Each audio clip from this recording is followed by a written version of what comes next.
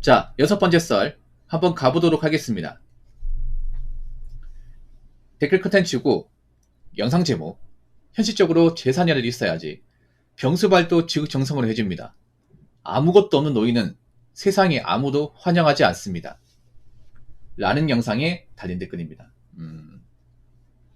여러분 참 잔인한 게 뭐냐면요, 부모도 있잖아요. 돈이 많아야 자식들이 찾아옵니다. 자식이 효도하는 것도 부모가 재산이 얼마나 있냐에 따라 다릅니다. 이게 부모가 가진 게 없다? 그러면 오라고 해도 안 와요. 이런 말 하면 뭐 기분 나쁘게 드는 사람도 있을 겁니다. 근데 살아보니까 말이죠, 자식이 효도하는 것도 부모가 얼마나 이제 살아생전에 잘해줬냐, 아니면 부모가 얼마나 이제 가지고 있는 자산이 많냐, 이런 것을 판가름 나는 경우가 상당히 많습니다. 정말로. 부모가 이제 부모 이제 이름으로 가지고 있는 것들이 많으면 나중에 뭐 상속 받을 거 아니야. 그러면 어떻게 해야 돼? 부모님한테 살아생전 잘해야겠죠. 그래서 나중에 뭐 유언장 적으면 나한테 좀 보태줄 거 아닙니까?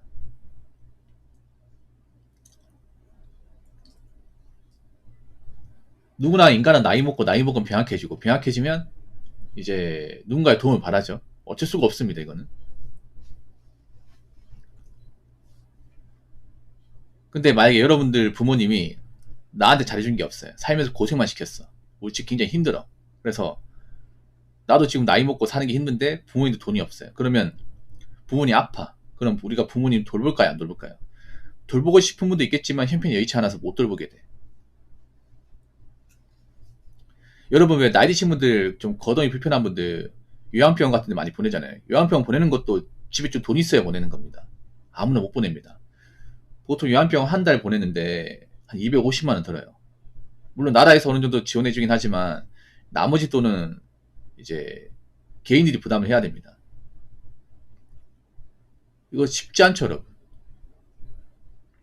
여러분 부모님도 나중에 나이 먹고 뭐 몸좀 눕는다거나 거동이 불편하면 뭐 자식이 책임지고 이제 뭐 부양한 사람도 있겠지만 이거 정말 쉽지 않습니다. 이게 돈도 돈이고 이제 가정생활도 유지하기 힘들어요, 여러분. 그럼 어떻게 돼요? 더 이상 이제 부양하기 힘드니까 요양병원 같은 데 보낼 거 아닙니까? 근데 그 돈 이제 낼 수 있냐고요? 쉽지 않죠, 여러분. 특히 나이 먹으면 이 돈의 힘을 더 많이 체감을 합니다. 더 많이 체감을 해. 내가 나이 먹었는데 내가 자식들한테 해준 것도 없고 가지고 있는 것도 없어. 그럼 자식들이 나를 굉장히 껄끄러워해.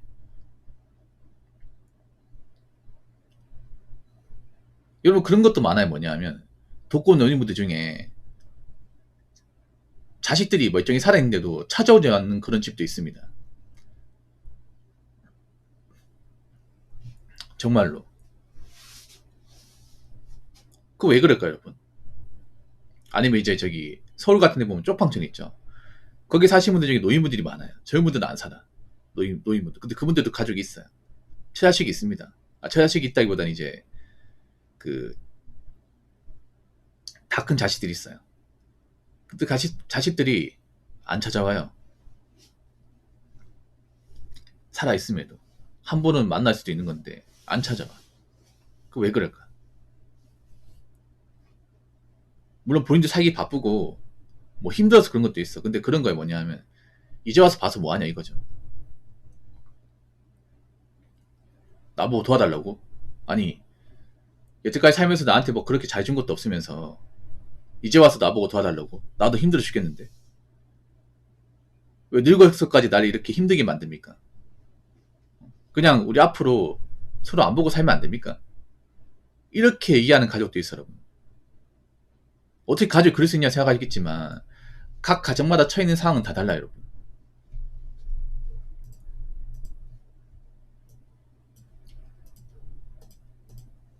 이 돈 앞에서 있잖아요. 생각보다 이런 일이 정말 자주 발생합니다. 정말로.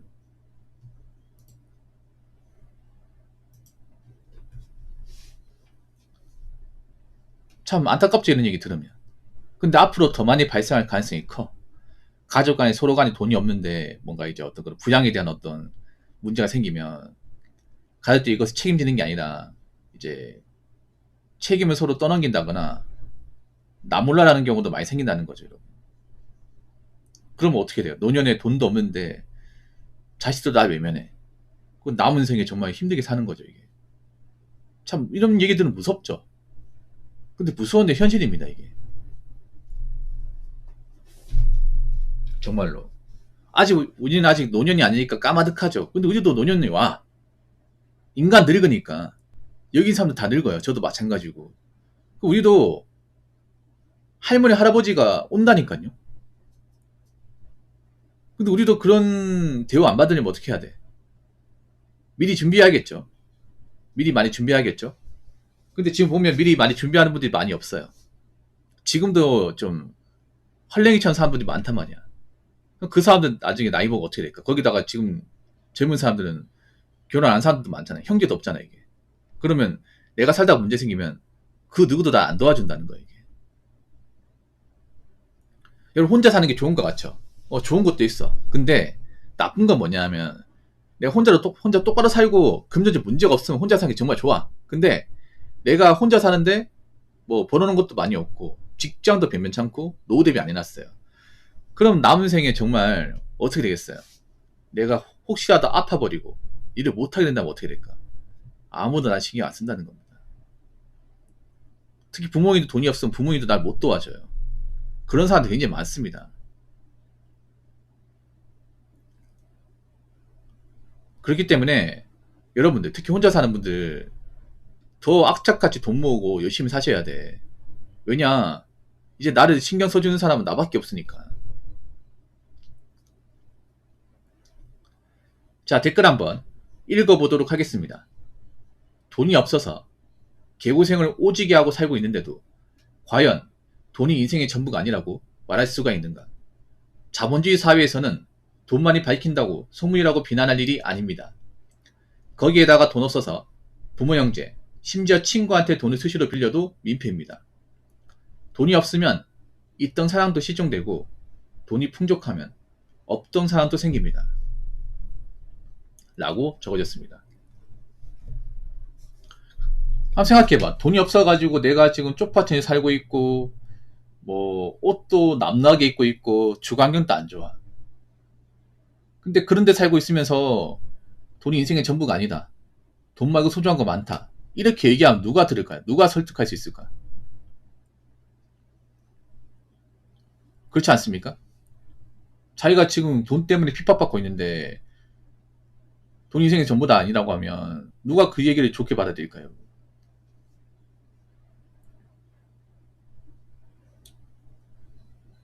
자본주의 사회에서는 돈 많이 밝힌다고 속문이라고 비난은 할 일이 아닙니다. 돈 밝혀야 됩니다. 돈을 밝혀야 열심히 살아요. 또 악착같이 살고. 돈을 밝혀야 어느 정도 동기부여가 생깁니다. 근데 돈을 밝힌다고 남의 어떤 뭐 밥그릇을 빼앗는다거나 남한테 피해 준다거나 그러면 안 되겠죠. 저는 선의의 경쟁을 하면서 돈을 밝히는 것은 괜찮다고 생각합니다. 남의 거 사기쳐 등쳐먹는다거나 아니면 남의 거를 뺏어 먹는다거나 이런 문제 되는 거지.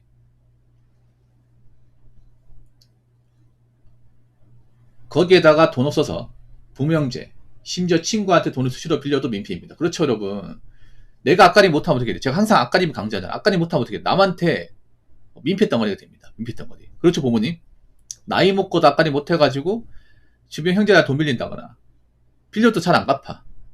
안 갚아요. 그런 사람이 자기 앞가림을 하겠냐고. 나이 먹고도 자기 집도 없이 절도 없이 이리저리 떠돌아다니겠죠. 그러면서 또 남의 사람들한테 또 피해 주겠죠, 이게. 그게 무슨 가족입니까? 원수죠. 아니, 아무리 가족이 좋아도 가족이 가족다워야 가족이죠. 가족이 가족다운 게 뭐냐? 가족 구성원으로서 각자 역할을 다 하고 남은 가족 구성원들한테 피해 안 주고 신세 안 주고 짐 안 되고 이게 가족이죠. 근데 여러분 생각해봐. 아무리 가족이 좋다 하더라도 가족이 자기 역할 못해서 남은 가족 구성원들한테 피해 주고 부담 주고 하는 거 정말 많잖아요, 여러분. 그래도 가족이 좋아? 그래도 우리 가족 최고입니까? 어떻게든 피줄이기 때문에 다 보듬어 주고 이해해줘야 됩니까?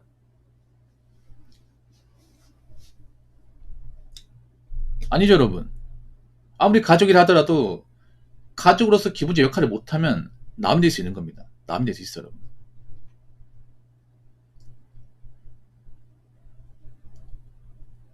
여러분 그거 하시기 바랄게요. 앞가림 못하면 가족도 옆에 있지 않습니다. 가족이 맨날 사고치고 맨날 일 벌리고 하는 사람을 어떻게 자꾸 챙겨주고 합니까? 그렇지 않습니까? 남은 가족 구성원은 힘든데. 돈 없으면 있던 사랑도 실종되고 돈이 풍족하면 없던 사랑도 생깁니다. 여러분 있잖아요. 좀 나쁜 얘기인데요. 아무리 서로 사랑해서 결혼되어 있잖아요. 돈 없으면 그 사랑 아무 소용 없어요, 여러분. 사랑도 어느 정도 돈이 굴러간 상태에서 사랑을 지켜야 이게 유지가 되는 거야. 여러분 그런 분들 많아요. 사랑 때문에 그냥 그 사람 좋아해서 결혼했다가 현실적인 문제 부딪히면서 살면서 서로 상처 주고 하다가 왼수가 된 케이스 정말 많아. 이혼할 때. 아무리 사랑이 좋아도 그 사랑을 책임지기 위해서라면 돈과 조건이 많이 필요합니다. 그래서 결혼할 때 저는 조건을 보는 건 절대 나쁘지 않다 생각을 해요. 근데 여자분이 너무 말도 안 되는 조건을 보니 그게 문제지. 자기 가진 거에 비해서. 남자 여자 조건 보는 건 절대 나쁘지 않아요. 근데 내가 조건을 볼 때 나도 얼마나 가지고 있어야죠. 근데 가진 게 없는데 지불 없는데 조건을 엄청나게 많이 보니까 이게 문제라는 거야. 내가 어느 정도 짊어진 상태에서 내가 이 정도는 할 수 있다는 상태에서 상대방 조건을 봐야 되죠. 근데 그것도 아닌데 난 지불 해놓은 것도 없는데 자기는 따지고 있어. 그러니까 요즘 결혼이 안 되는 거 아니야. 파운드 비비지하게 벌어지고. 또 옛날 또 매운맛 시험 나오려고 그러네. 죄송합니다. 옛날 또 팩폭 시험 나오려고 하네. 아무튼 사랑이라는 것도 어느 정도 먹고 살만해야 유지가 되는 겁니다. 저는 가진 것도 없는데 사랑 타내는 거 사실 별로 좋아하지 않습니다. 그게 얼마나 가겠습니까? 매달 나가는 생활비도 제때 못 내고 월세도 밀리고 애들 해주고 싶은 것도 못 하는데 그깟 사랑이 뭐 그렇게 대단하다고. 절대로 못 갑니다. 그래서 내가 어떤 사랑하는 사람 지키기 위해서라도 돈이 정말 필요합니다. 많이 필요합니다. 그래서 여러분들한테 항상 얘기하고 싶은 게 제가 돈 매번 강조하잖아요. 돈은 그냥 죽을 때까지 무조건 중요하고 많이 써야 됩니다. 나이 먹었어도 많이 써야 되고 결혼해서도 많이 써야 되고 뭐 결혼 안 하고 혼자 산다고 해도 돈은 많아야 됩니다. 많아야 내가 행복을 지킬 수 있어요. 내가 소중한 것들을 잘 관리할 수 있습니다. 무슨 말인지 아시겠죠? 자, 이상으로 6번째 썰 마치도록 하겠습니다.